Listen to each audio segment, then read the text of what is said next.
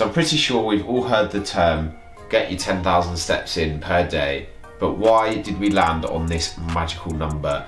How many steps should you be doing per day to get the benefits for your health and also for the purpose of fat loss? Reminder to drop the video a like and subscribe to the channel if you are new. It really does help the channel grow and I really appreciate your support. Hope you are having a great day. Let's get into today's video.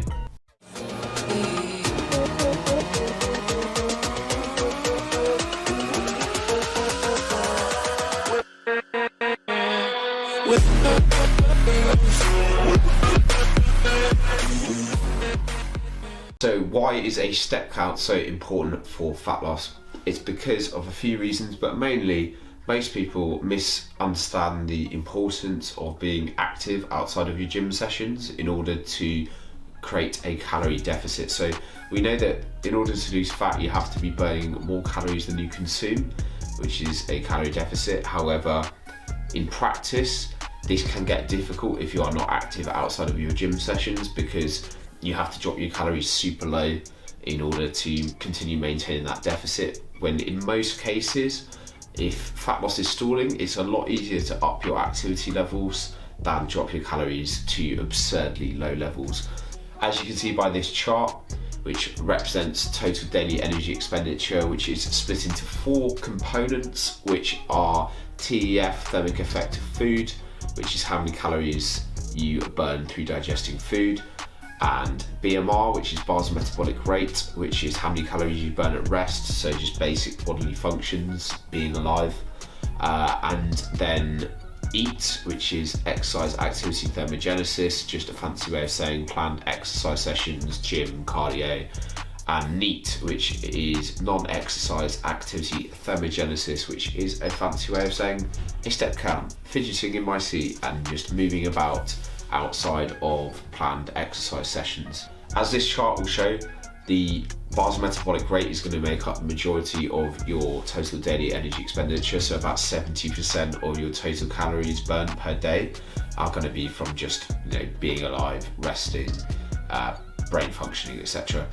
Now, on this chart, you'll see that NEAT, it represents a much bigger proportion of total daily calories burned on average versus your planned exercise sessions being EAT. So we're looking at something around the 15% of total calories burned on average through a high step count and being active, versus say 5% in your exercise sessions typically. Sounded Dutch there. Sessions. It's quite difficult to say sometimes. So I'm going to leave that in, I'm going to leave that in. We're not even going to edit that out. So this is why NEAT, or just doing a step count, a decent amount of steps per day, is going to be super beneficial for creating the calorie deficit. So what do the studies say about how many steps we should be aiming for per day for health benefits? Now, typically the more is always going to be better up to a point, and a recent study in 2022 at the start of this year actually showed that the relationship in terms of increasing steps by 2,000 with reduced risk of developing significant health complications such as cardiovascular disease, there is an inverse relationship. So as the steps increase from 2,000 up to 17,000, the rates of which you're risking developing these health issues decreases significantly. And so obviously it's not massively practical to consider doing 17,000 steps a day for everyone, unless you're in a job where you're quite active, maybe a labourer, etc.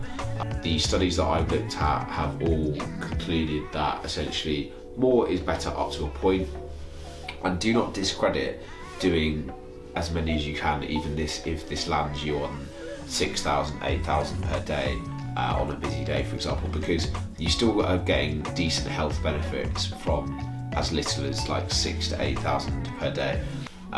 Because compared to doing nothing, it's a dramatic increase, right? So you are getting health benefits from doing this.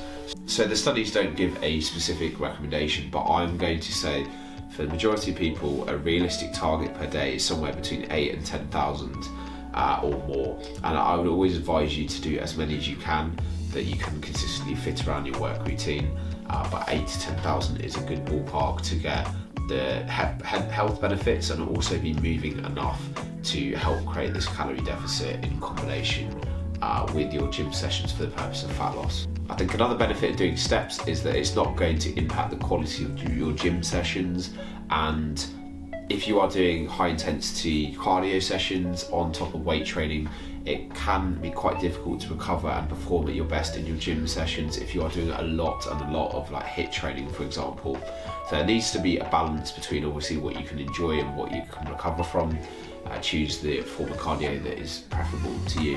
However, the benefit of doing steps is that it's lower impact and you can also fit it around your day. So factoring in steps around your trip to work and your trip back from work, if you are able to travel halfway by public transport and walk the rest either side of your working day, if you work 9 to 5, take a break at lunch, take a regular break from your desk whenever you can. You know, even steps around your building or steps in the canteen, whatever it is, quick lunch break is all going to add up. Taking the stairs rather than lifts, things like that. All of these things are going to add up and help you hit your step count quicker.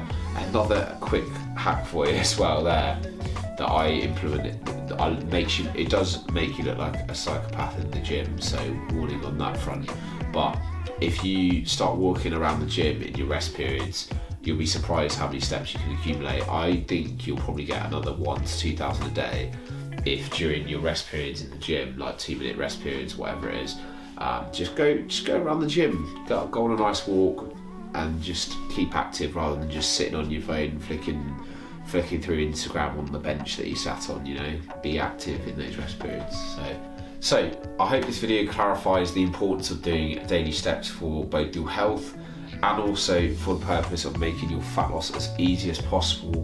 The more calories that you can burn through a good step count and your gym sessions means that the higher your calories can go when you are in a calorie deficit and when you're trying to lose some fat, which means less painful dieting for you, not dropping your calories obscenely low, and you're also being active. You can get a podcast in, get some music on, whatever it is, audiobook, and learn something as well while you're out on your walk. It's a bit of time for yourself to reflect and have time to yourself. So it's a great thing to be incorporated into your routine, and I hope you've enjoyed today's video. Reminder to drop the video a like and subscribe to the channel if you are new. I will see you guys on the next video, and I'm looking forward to seeing you there. Have a great day, and I'll see you later. Bye.